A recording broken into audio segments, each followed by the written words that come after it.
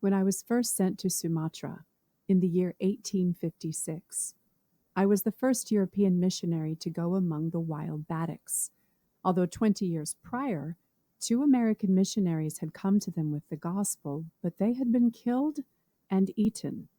Since then, no effort had been made to bring the gospel to these people, and naturally, they remain the same. What it means for one to stand alone among a primitive people, unable to make himself understood, not understanding a single sound of their language, but whose suspicious, hostile looks and gestures speak only a too well understood language. Yes, it is hard for one to realize that. The first 2 years which I spent amongst the Batuks, at first all alone and afterward with my wife, were so hard that it makes me shudder even now when I think of them. Often, it seemed as if we were not only encompassed by hostile men, but also by hostile powers of darkness, for too often an inexplicable, unutterable fear would come over us, so that we had to get up at night and go to our knees to pray or read the Word of God in order to find relief. After we had lived in this place for 2 years, we moved several hours' journey inland, among a tribe somewhat civilized, who received us more kindly.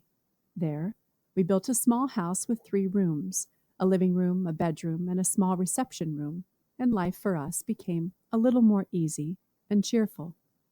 When I had been in this new place for some months, a man came to me from the district where we had been, and whom I had known before. I was sitting on the bench in front of our house, and he sat down next to me, and for a while talked of this and that and the other, and finally he began, "Now, Tuan, teacher, I have one request." "And what is that?" "I would like to have a look at your Watchmen close at hand." "What Watchmen do you mean?" "I do not have any." "I mean the watchmen whom you station around your house at night, the ones to protect you." "But I have no watchmen," I said again. "I only have a herd boy and a little cook, and they would surely make poor watchmen." Then the man looked at me incredulously, as if he wished to say, "Oh, do not try to make me believe otherwise, for I know better." Then he asked, "May I look through your house to see if they are hid here?" "Yes, certainly," I said, laughing. "Look through my house, but you won't find anybody." So he went in and searched in every corner, even through the beds, but came to me very much disappointed. Then I began a little probing myself, and requested him to tell me the circumstance about those watchmen of whom he spoke, and this is exactly what he related to me. "When you first came to us, Tuan, we were very angry at you.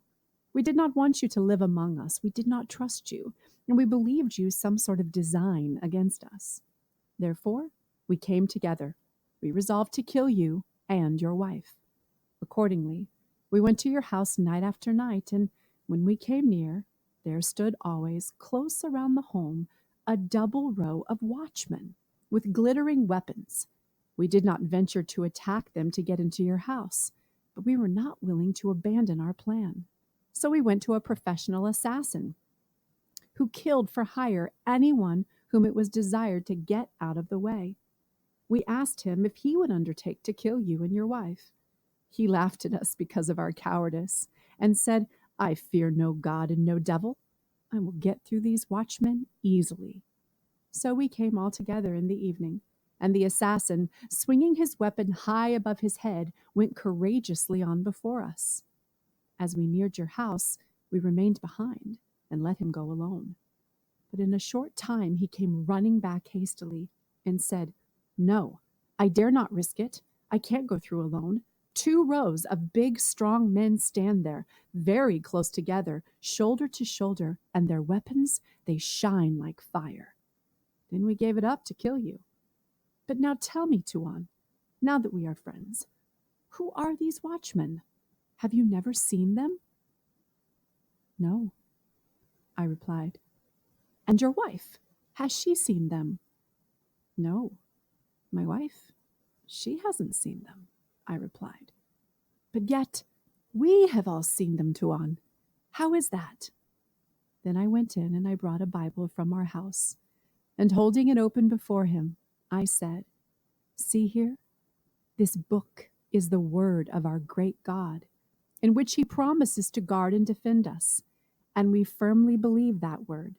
Therefore, we need not to see the Watchmen, but you do not believe. Therefore, the great God has shown you the Watchmen, in order that you may learn to believe."